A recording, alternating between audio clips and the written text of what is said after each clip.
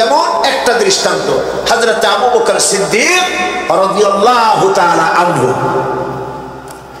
মেরাজ থেকে হুজুর ফিরে এসেছেন সকালবেলা, ফজরের নামাজ পড়ে বসেছেন কাবা শরীফে, তিনি বসে আছেন। তো তখন আবু জাহেল এসে বলছে, মুহাম্মদ সাল্লাল্লাহু আলাইহি ওয়াসাল্লাম প্রত্যেক দিনই তো নতুন নতুন কথা কও, আজকে কোনো নতুন কথা আছে? হুজুর বলেন, হ্যাঁ নতুন কথা আছে। কি? বলে, এই তো শেষ রাত্রে জিবরাইল আসছিল, আমারে নিয়ে গেল বাইতুল মুকাদ্দাসে, জেরুজালেমে গিয়ে নামাজ পড়লাম, ওইখান থেকে মহাকাশ পাড়ি দিলাম, 7 আকাশ পাড়ি দিলাম, সিদরাতুল মুনতাহা গেলাম, আরশে আজিম ভ্রমণ করলাম, আল্লাহর সাথে কথা কইলাম, জান্নাত জাহান্নাম দেখলাম, তারপরে আবার এই আয়েশা নামাজ পড়িয়া তোমাদের সাথে কথা বলতেছে।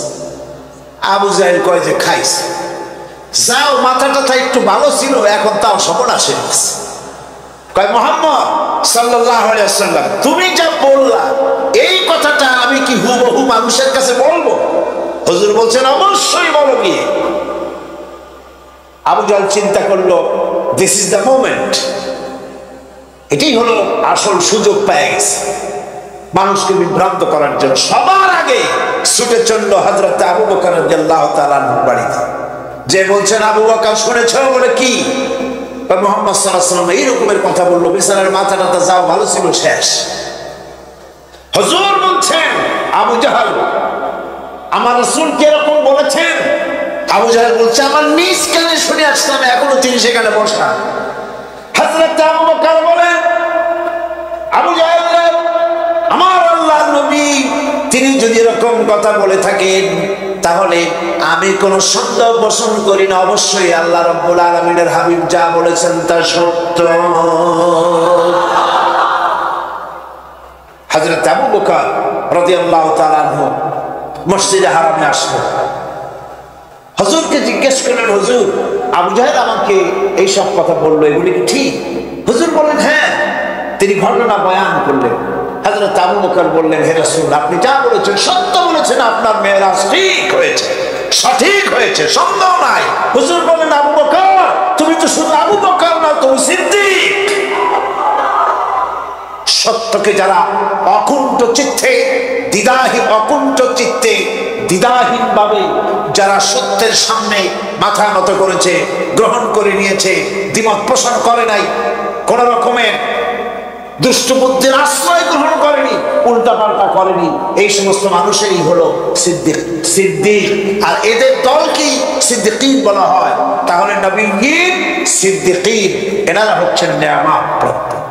3 নম্বরে হচ্ছে শুহাদা, সত্যকে যারা সত্যের সাক্ষী দিয়েছে, সত্যের সাক্ষ্যদাতা। সত্য হচ্ছে ইসলাম। সত্য কি? ইসলাম। সত্য হচ্ছে আল্লাহ, সত্য হচ্ছে নবী, সত্য হচ্ছে কোরআন, সত্য হচ্ছে হাদিস। এই মহাসত্যকে যারা স্বীকৃতি দিয়েছে, নিজেদের কথা দিয়ে, কাজ দিয়ে, ধন দিয়ে, সম্পদ দিয়ে, এমনকি নিজের জীবনটা এই রাস্তায় বিলিয়ে দিয়ে মহাসত্যের চিরস্থায়ী সাক্ষী দিয়ে দুনিয়া থেকে যারা বিদায় হলেন, ওনারা হচ্ছেন শহীদ। নিখিল মানুষের চিরন্তন শান্তি এবং কল্যাণের জন্য আল্লাহ পাকের নিকট থেকে সত্যের বিধান লাভ করেছেন, তারাই হচ্ছেন নবী, যারা আল্লাহ পাকের কাছ থেকে ওহী প্রাপ্ত হয়েছে। আর নবীরা হচ্ছেন মাসুম, নবীরা হচ্ছে বেগুনাহ, নবীদের কোনো ভুল নাই, নবীদের কোনো গুনাহ নাই। সুবহানাল্লাহ। এই পৃথিবীর মধ্যে সুপার কোয়ালিটির মানুষ, সর্বশ্রেষ্ঠ মানুষ কারা? নবীরা। সর্বশ্রেষ্ঠ মানুষ কারা? এখানে আবার এক শ্রেণীর লোকেরা বলে যে নবীরে মানুষ কওয়া যাবে না। আছেন এমন লোক, নবীরে মানুষ কওয়া যাবে না। কেন? কয় না নবীর সম্মান কত। আচ্ছা নবীরে মানুষ বলবো না তো বলবোটা কি? নবীরা কি ফেরেশতা? যদি ফেরেশতা বলি তাহলে কি নবীদের মর্যাদা বাড়ানো হলো? বলেন আপনারা, বাড়ানো হলো? তাহলে নবীদেরকে কি বলবো? তারা কি জেন? যদি জেন বলি তাহলে তাতে কি মর্যাদা বাড়বে? সবচাইতে মর্যাদা বেশি কার? মানুষের। সুতরাং এক শ্রেণীর লোকেরা খামোখাই আলেম নামধারী লোক, অথচ নবীকে মানুষ বলতে রাজি না। কোরআনে কারীম সাফ করে আল্লাহ পাক পরিষ্কার করে বলেছেন, কুল ইন্নামা আনা বাশারুম মিসলুকুম ইউহা ইলাইয়া আন্নামা ইলাহুকুম ইলাহুন ওয়াহিদ। নবী বলুন, আমি তোমাদের মতো মানুষ, আমার উপরে ওহী আসে, ইন্নামা আনা বাশারুম মিসলুকুম, তোমাদের মতো মানুষ। একটু ভালো করে বিষয়টা বোঝেন। আরো বলেছি আমি, আজকে দিচ্ছেন, বলুন আমি তোমাদের মতো মানুষ, ফেরেশতা নই, জিন নই, আমার কাছে ওহী আসে। পার্থক্য এখানে। তবে আরো পার্থক্য আছে, সেটা হচ্ছে আমরা হচ্ছি সাধারণ মানুষ, নবীরা হচ্ছেন অসাধারণ মানুষ। সুবহানাল্লাহ। আমরা হচ্ছি মানব, রাসূল আল্লাহর পয়গম্বর হচ্ছেন মহামানব। কথা বুঝে আসছে? তার মানে হলো আমরা সাধারণ মানুষ। সাধারণ মানুষেরা গুনাহ করতে পারে, ভুল করতে পারে, সব রকমের গুনাহ করতে পারে। নবীরা কোনো গুনাহ করতে পারেন না। আল্লাহ পাক তাদের দিয়ে গুনাহ করান না। আল্লাহ পাক ফেরেশতা দিয়ে, আপন কুদরত দিয়ে নবীদেরকে হেফাজত করেন। সুবহানাল্লাহ। সুতরাং এই কথা বিশ্বাস করতে হবে, সমস্ত নবীরা হচ্ছেন মানুষ। নবীদের আদর্শই কেবলমাত্র আদর্শ, সেই আদর্শকেই গ্রহণ করতে হবে। তাহলেই মানুষেরা সহজ সরল পথ পাবে। নইলে সহজ সরল পথ পৃথিবীতে আর কারো কাছে নাই। যা আছে সবটা কার কাছে? কোরআনে কারীমের কাছে। এরপরে আমরা বলি, সিরাতাল্লাযীনা আন'আমতা আলাইহিম গায়রিল মাগদুবি আলাইহিম ওয়ালাদ-দাল্লিন।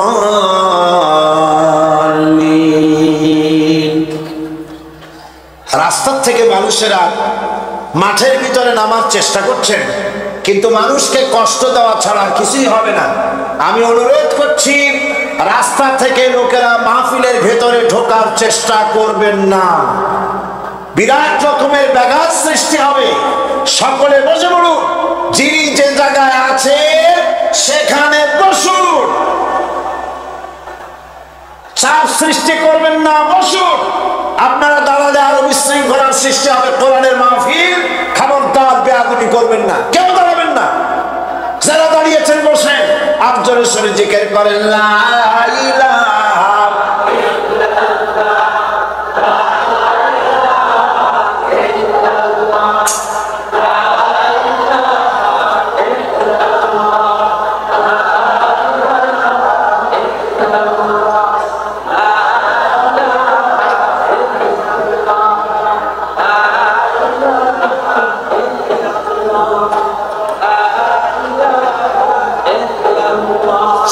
লা ইলাহা ইল্লাল্লাহ। জোরে করেন লা ইলাহা,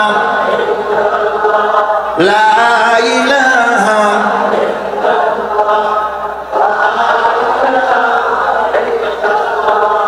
লা ইলাহা ইল্লাল্লাহ মুহাম্মাদুর রাসূলুল্লাহ। আল্লাহ আল্লাহ আল্লাহ আল্লাহ আল্লাহ আল্লাহ আল্লাহ আল্লাহ। আরো জোরে করেন।